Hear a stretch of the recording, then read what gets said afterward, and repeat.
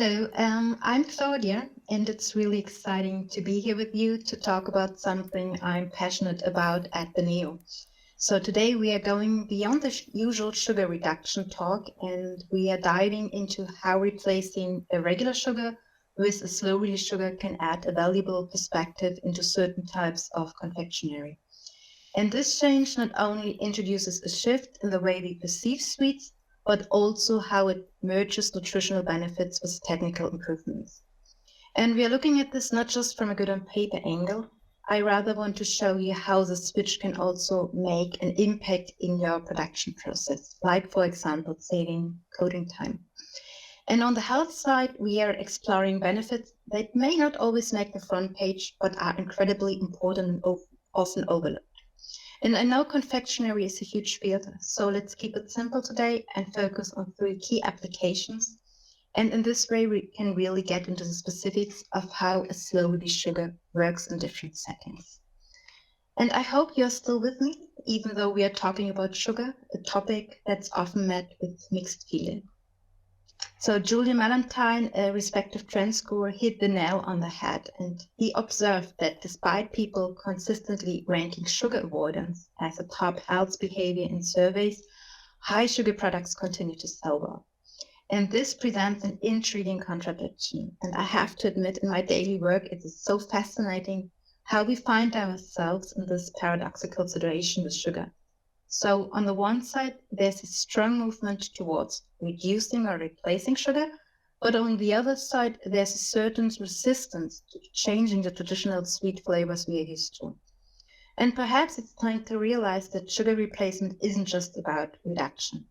And while reducing sugar is undoubtedly important, there are other narratives around sugar that might compel us to rethink our existing mindset. And to borrow a phrase from a famous German car manufacturer's slogans, it's about reparking in our heads. And let's keep going with what Julian Valentine shared and focus on a few big trends in sweets, especially how we are using sugar. And I have picked out a few trends to talk about, but also remember that this is just part of a much bigger picture. First up, let's talk about sweetness. So a big thing for 2024 is what we are calling the moderation mindset. So people are starting to prefer smaller treats that still use regular sugar, but don't skimp on taste. So in the world of sweets, we all know flavor usually wins over health. And now we are seeing chances to bring both together, sweetness and health. And now let's shift our focus to the positioning of the products. And also here, the New Nutrition Business Journal pointed out something really interesting about blood sugar. This is something that is going to come up.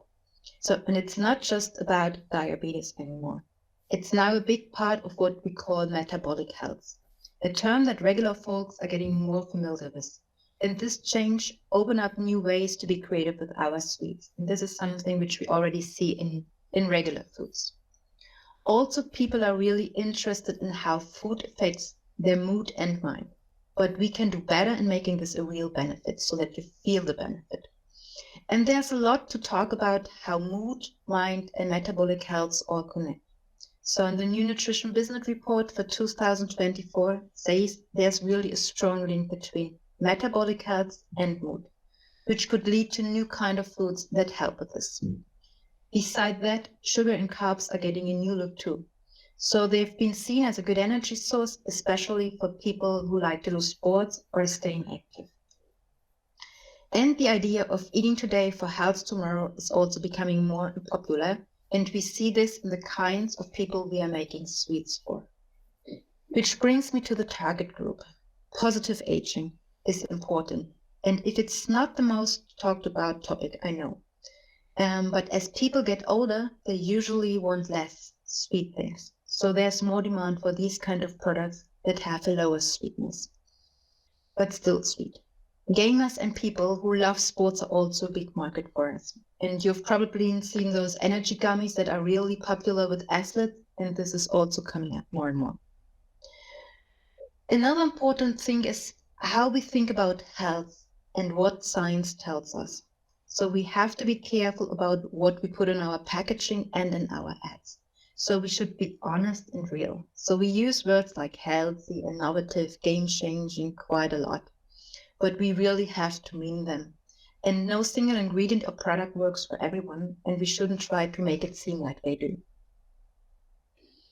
And I've spent quite some time discussing trends, but let's pivot to the heart of the matter, the big question.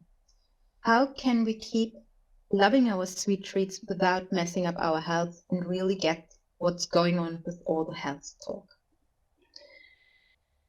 And I don't claim to have the perfect answer, nor do I believe there's a magic bullet solution. However, a compelling approach to addressing our quest for healthier sweetness could be found in a slow-release sugar, for example known as isomaltulose. And let's start with a bit of a background on its nutritional profile. So yes, it's indeed a sugar, composed of a glucose and a fructose molecule. And the key difference lies in its molecular structure. It's what we call a so-called 1.6 alpha glycoside bond. And this stronger linkage between glucose and fructose means that it takes longer to separate, resulting in a lower and slower increase in blood sugar levels. And yes, isomaltulose must be labeled as a sugar. It is a sugar, and like other sugars, it also provides 4 kilocalories per gram. So it won't reduce calories or the sugar content in the product. But this also means that it's fully digestible and well tolerated. It is less sweet, yes, but yet it retains a traditional sweetness profile without any off-taste because it's derived from sugar beet. And here's where it gets interesting. So despite being sugar, isomaltulose offers health benefit, primarily due to its impact on blood sugar levels. So it can be beneficial for overall blood sugar management, immunity, mental fitness, sports performance, weight management, and even cardiovascular health, as it helps keep blood vessels flexible, just to put it in layman's terms. And to be transparent, there are not claims for all of these benefits, but there's more research underway. And for blood sugar management, the key area of influencing the various health benefits, there is a recognized claim, and more to come later to this topic. So now let's use our understanding of slow-release sugar as a springboard to explore how products like isomaltulose can offer technical benefits. And today we are going to deep dive into 3 applications in the confectionery world. And our first focus is on soft chew candies. We'll look at how isomaltulose can enhance indulgence while improving the texture along the shelf life. And then we also explore sports gummies. And here isomaltulose plays a role in creating new textures. And the third application involves coating, both hard and chocolate coatings. And we will discuss how incorporating isomaltulose can save processing time and result in a mellower sweetness profile. And while some of these applications might not directly align with your current product portfolio, the insights gained could be valuable and transferable also to other items in your portfolio. And now almost one important point. So the entire discussion today centers around replacing sucrose. So we're not looking at substituting it with any other ingredient. And we are starting from the back, and I would say let's kick off with a sustainability angle. So specifically, how can we save processing time in a coating? So for instance, consider coating almonds, and which by the way is my go-to snack for mood and mental boost. And we are talking here about a 30% isomaltulose coating. And the interesting part is that isomaltulose crystallizes much faster than standard sucrose. And this can lead to a reduction of up to 50% in coating time. So you're not only achieving efficiency, but also a crunchy and smooth surface that matches the whiteness of a stachelose coating, and with less sweetness. And additionally, we are also exploring rice-based solutions as alternatives to titanium dioxide replacement and gamma radical.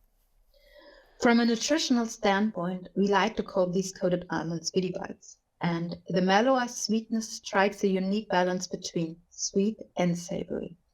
Plus, isomaltulose is tooth-friendly, which means that the coating not only offers a lower blood sugar spike, but also takes care of the dental health. And now let's shift our focus to chocolate coatings, again using my personal favorite almonds. And in this context, it is less about speeding up the process and more about enhancing the taste experience. And with chocolate coatings, the slightly lower sweetness of isomaltulose is key. So it matches the sweetness profile of sucrose, but in a milder form. And this subtle sweetness really allows the authentic cocoa flavors to shine through. So making it particularly well suited for dark chocolate and not infused chocolate varieties. Plus, a nice to have advantage is that it's not sticky.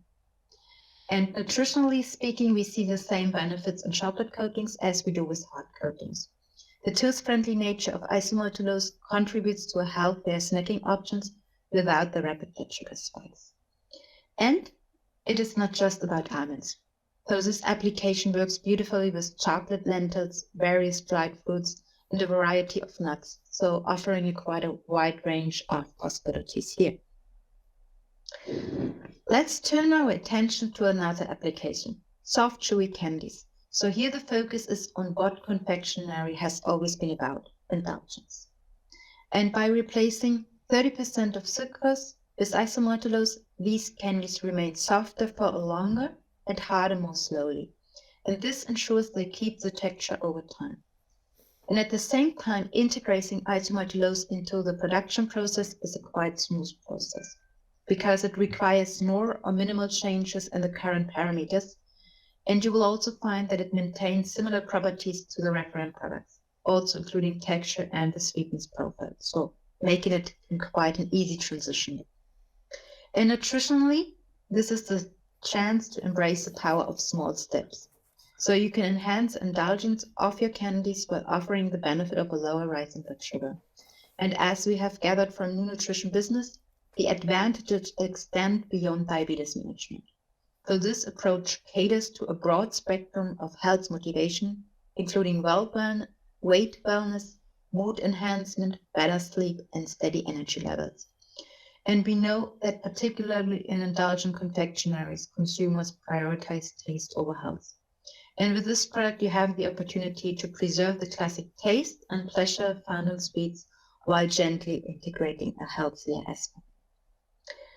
And in our concept factory, we've been working on an idea titled Fruit in Tea, Balance Your Inner Strengths.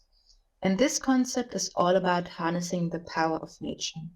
So the focus here is on combining the natural goodness of real green tea leaves with the balanced energy release of isomaltulose. So it's about creating a chewy candies that don't just taste good, but also offer a sense of natural well-being. And the key message of this concept is balance. So we believe that when your blood sugar is imbalanced, so are you. And I'd like to offer you a glimpse into our recipe, and there aren't many unexpected elements, but the inclusion of isomaltulose certainly sets it apart. And one of the notable features here is the extended chewing pleasure it offers. So it brings a mild and enjoyable sweetness to the product, enhancing also the overall sensory experience without overwhelming our taste buds with too sweet things. And for market outside the EU, like the US, there's also the additional advantage that with this recipe, you can claim sustained energy on your products. The idea is here to be in tune with your inner self. Let's explore different applications of isomaltulose, so focusing on gummies, and especially in the realm of sports nutrition. We've observed the growing trend in this area, with sports confectionery becoming increasingly popular. And sports confection also includes not just the sports for being active, but also esports. And technically, we have a couple of options with isomaltulose in gummies. The first is a 30% replacement of saccharose with isomaltulose. And this allows for unchanged process parameters and offers a new market positioning without altering the established process setting. This means maintaining the saccharose-like viscosity and the texture. And the second option involves using isomaltulose with sealing. So this method enables a controlled recrystallization that results in a non-sticky, firmer texture, which is ideal for pectin-based candies. It's particularly suited for small batch production, I have to admit, because this does not mean any extra investment, However, for larger batches, additional investment might be needed as this is not a common industry method. From a nutritional standpoint, for sports gummies, it is quite essential that the taste isn't overwhelmingly sweet, and this can be really off-putting during physical activities. Additionally, the non-sticky texture is a must for convenience because athletes certainly don't want sticky fingers while they're exercising. And the slow release properties and the slow release sugar is already well known among endurance athletes. They are quite familiar with this property, and this recipe allows targeting athletes also from a scientific perspective. There has been also notable research, including a publication in the Nature Metabolism discussed in the New York Times Magazine, highlighting how high blood sugar can counteract exercise goals. So this underscores the relevance of a balanced blood sugar in sports nutrition and its potential in supporting athletic performance. Let's take another peek at the creative work coming out of our concept factory. So I'm excited to introduce you to the Unstoppable Gummies, and that's a product designed to help you ride the power wave for the next sport adventures. And these gummies are all about harnessing the benefit of lower blood sugar level. And the idea is to fine-tune your body's ability to utilize fat resources for energy. So use the fat for energy. Having explored the various applications of isomaltulose, let's now close that chapter and shift our focus to the regulatory framework. And I would like to focus here on Europe. So it's important to understand how these regulations impact also the use of isomaltulose. I have just provided a simplified overview for a better overview of the claims that we can make in Europe. And from a scientific standpoint, the most robust claim we have, it's its ability to induce a lower rise in blood sugar levels. Another appealing claim for isomaltulose in confectionery is its tooth-friendliness. There are also general claims available related to carbohydrates, contributing to brain function and recovery in sports nutrition.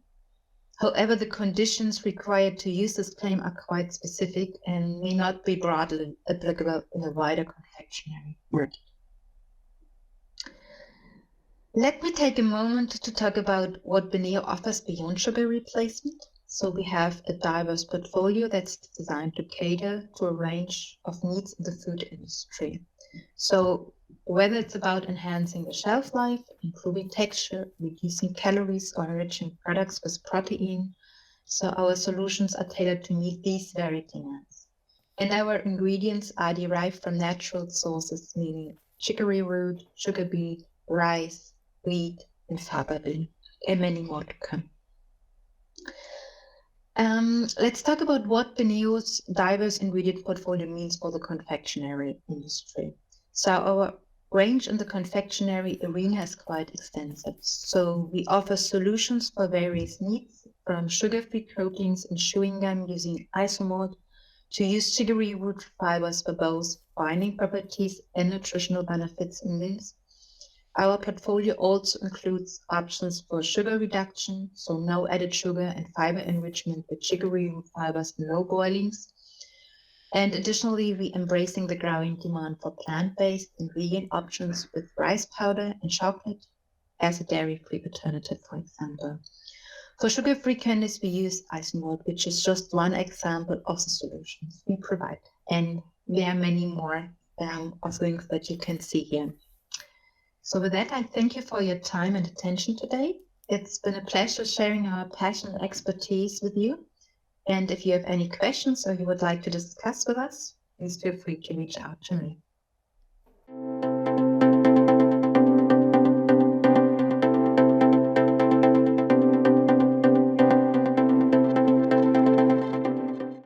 Thank you so much, Klaudia, for being here with us at Confectionery Live and for sharing some of those insights. What made you want to talk about this topic here with us today? So for me, it was important to show also that it's not just about sugar reduction, that you also look into other aspects in confectionery. So looking into different kind of sugars, and that sugar is not just sugar. And I see that we need this kind of switch in thinking, as we also saw that happened years ago, decades ago with fat. And so that was important for me to stress this, even though reduction is an important point, but replacing sugar with the slow release sugar was a motivation for me and to bring this up. And I personally love to use this also in my private life with my children. And I'm pretty convinced about it. So that's why I wanted to spread this message around and also taking my children as a benchmark. Who love that, huh? Yeah, I can imagine. How easily can your children argue with you when you've got the know-how? Maybe a little bit sometimes. I don't know how to explain this in English, but my son, he's now 4 years old, and he knows the difference between, let's say, a good sugar and a bad one. So if someone bakes with him a cake, he always said, that's not the most best sugar you could use. You should use another one. And for me, it's also important that they don't get used to this sweetness, so this really high sweetness, so that they grow up having also this moderation about sweetness perception, and that's quite important. So, and that's quite easy also to start educating children really from the beginning. I think that's fantastic, and I think it's great that you can share that knowledge here today, arguably to an older audience, but still spreading that information. What I find interesting about your presentation, Claudia, is you spoke about maybe there being more balance and, demonstrating that products with sugar in them are still popular in the market. What would you say is most achievable for manufacturers who want to reduce their sugar? Is it reduction? Is it replacement? Is it substitution? So I would say that it depends also on the confectionery type. So there's not the one magic answer for all confectionery. So I would say, for example, for hard-boiled candies, sugar-free hard-boiled candies is trendy since 30 years. So this is something really interesting. But also for chewy candies, I'm personally a fan of sugar replacement. And for other applications, so maybe for chocolate, I'm more for sugar reduction. Especially for chewy candies, we have in Europe a different regulatory situation than outside of Europe, where sugar reduction is not always easy, so you cannot always combine certain ingredients. So you have to be always careful how much you can eat of these kind of these products at the end, and so that's why I'm always a little bit cautious also with my children. If I give them sugar reduced Haribos or chewy candies, I rather go for sugar replacement here. So really depending on the product itself, but taste is everything, huh? So it beats everything, I would say. Definitely. And in your presentation as well, you spoke about isomalt having good production integration in certain applications. How important do you see this being with manufacturers who want to reduce the amount of sugar, but obviously need to know how it might affect them when processing or formulating products? I guess that's with most of the products the case. Either we're talking about confectionery or bakery products, the best way you want to have minimal changes in the production, because a change in the production costs money. And in these times where also inflation plays a big role, you don't want to even increase the prices of your products further by changing the production. If it's sustainable, then it's fine. But the ideal way, no production change, I would say. Absolutely. And are you at the moment exploring creating confectionery products that have fewer ingredients and have cleaner labels? Is that something you're interested in at the moment? Yes, also in certain applications. So I already started to talk a little bit about the coding, and that we also use the combination, for example, integrating rice starch products in the coating, where you can replace titanium dioxide or gum arabic. And so having, for example, a combination of platinums and rice starch products or rice-based products, you can have a nice whiteness, and eliminating other ingredients. I definitely enjoyed seeing the examples, and I have to agree with you when you say coated almonds are a great treat, because I'm inclined to agree. Thank you, Klaudia, for speaking with me here at Confectionery Live and for sharing some of your insights into slow release sugars. Thank you, Caitlin. It was a pleasure.